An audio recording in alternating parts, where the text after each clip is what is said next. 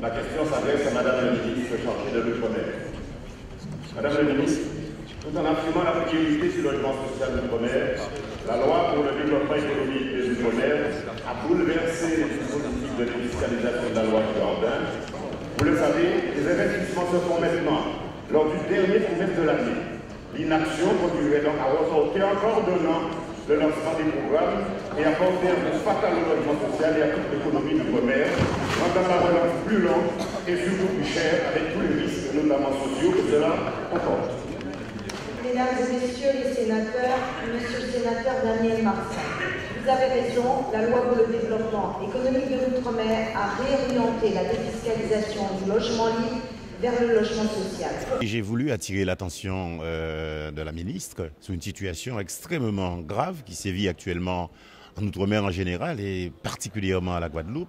Il s'agit donc de la question du logement social. Et je lui ai rappelé que lors du vote de la loi pour le développement économique de l'Outre-mer, eh bien, on avait démantelé en quelque sorte les dispositifs de la loi Girardin concernant la défiscalisation. Nous disons qu'on allait réorienter cette défiscalisation sur le logement social pour lequel, je rappelle, il y a près de 20 000 Guadeloupéens qui sont en attente d'un logement.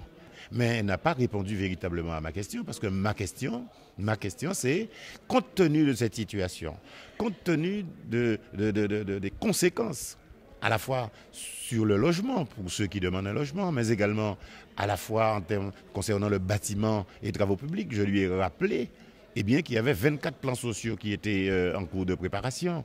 Je lui ai rappelé que 35% de l'activité a baissé de 35% en 2 ans.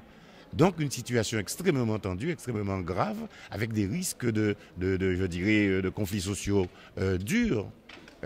Et donc, je lui ai demandé, que comptez-vous faire, Madame la ministre? Et j'avoue que sur la question précise, je n'ai pas eu la réponse, puisqu'elle s'est contentée de me dire oui, le coup de rabot ne touchera pas la défiscalisation du logement social, je connais la situation, je sais que c'est compliqué, mais oui, une fois qu'on sait tout ça, j'aurais préféré qu'elle me dise, voilà les dispositions concrètes que je prends pour pouvoir débloquer la situation et faire en sorte que les opérateurs sociaux puissent rapidement avoir leur agrément pour mettre en œuvre rapidement les programmes immobiliers nécessaires pour couvrir les besoins en logement de la Guadeloupe et au-delà des départements et territoires d'outre-mer. J'ai l'impression que la ministre, le gouvernement en règle générale, n'a pas compris exactement la gravité de cette situation.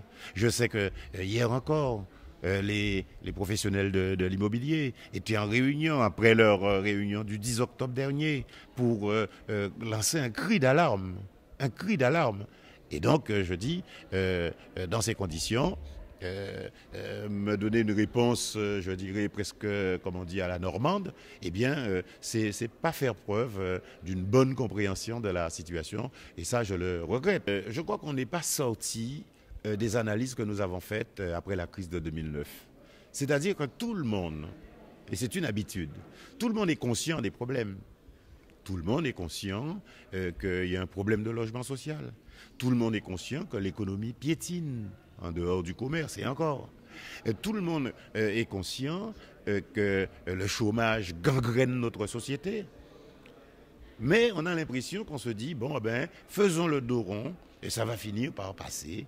Et que chacun se dit, pourvu que pendant ma période de responsabilité, qu'il n'y ait pas de crise grave. Et c'est ainsi qu'on crée un mécontentement général